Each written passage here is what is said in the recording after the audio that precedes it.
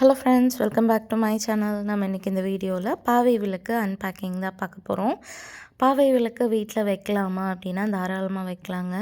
லக்ஷ்மி கடாட்சம் அப்படின்னு சொல்லுவாங்க. பாவை விளக்கு வீட்டில் வைக்கிறது, வெள்ளிக்கிழமையில் நம்ம பாவை விளக்கு ஏற்றுறது ரொம்ப ரொம்ப நல்லதுன்னு சொல்கிறாங்க. அண்டு பாவை விளக்கு நம்ம சின்னதாகவும் வைக்கலாம், பெருசாகவும் வைக்கலாம். ஆனால் அதோட முகம் நல்லா அழகாக இருக்க மாதிரி பார்த்துக்கோங்க. லைக் கோணலாக இருக்க மாதிரியெல்லாம் இல்லாமல் நல்லா அமைப்பாக இருக்க மாதிரி பார்த்து வாங்குங்க.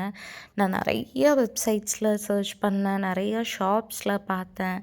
எனக்கு எங்கேயுமே நல்லா அந்த அமைப்பான ஒரு விளக்கு கிடைக்கல. ரொம்ப நாள் தேடி அதுக்கப்புறமா இன்ஸ்டாகிராமில் தான் இந்த ஷாப் பார்த்தேன். எனக்கு இந்த பாவை விளக்கு நான் இவ்வளோ பெருசாக இருக்கும்னு எக்ஸ்பெக்ட் பண்ணல. அவங்க கையில் இப்படி பிடிச்சி அமுச்சிருந்தாங்க. பட் பார்த்தா அது ரொம்ப பெருசாகவே இருந்தது. கிட்டத்தட்ட 45 சென்டிமீட்டர்ஸ் இருந்துச்சு. அண்ட் ஈச் பாவை விளக்கும் பார்த்துட்டிங்கன்னா 10 கேஜிஸ் ஈச் இருக்குது. ஸோ 2 பாவை விளக்கும் சேர்த்து 20 கேஜிஸ் இருக்குது. இதோட ப்ரைஸ் அப்படின்னு பார்த்துட்டிங்கன்னா 23,200 விளக்குக்கு மட்டும். அண்ட் ஷிப்பிங் சார்ஜஸ் 1,200 சார்ஜ் பண்ணாங்க. நான் கேரளாவில் இருக்க ஒரு ஷாப்லேருந்து தான் இது ஆர்டர் பண்ணியிருந்தேன்.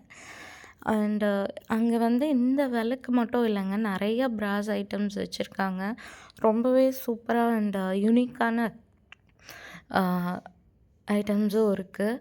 நீங்கள் அந்த ஷாப் விசிட் பண்ணி பார்க்குறதுனாலும் நேரில் போய் பார்க்கலாம். அண்ட் அவங்களுடைய வெப்சைட்ஸும் இருக்குது. அண்ட் ஆல்சோ கான்டாக்ட் நம்பரும் நான் உங்களுக்கு டிஸ்கிரிப்ஷனில் கொடுக்குறேன். ஏன்னா நான் கிட்டத்தட்ட ஒரு 2-3 மந்த்ஸ் தேடி எனக்கு இந்த விளக்கு ரொம்ப அமைப்பாக கிடச்சிது. அதனால தான் நான் இந்த வீடியோ ஷேர் பண்ணுறேன். அண்ட் எவ்ரி ஃப்ரைடே கண்டிப்பாக நீங்கள் பாவை விளக்கு ஏற்றி வச்சு கும்பிட்டா ரொம்ப ரொம்ப நல்லது. அண்ட் அவ்வளோதாங்க. தேங்க்ஸ் ஃபார் வாட்சிங்.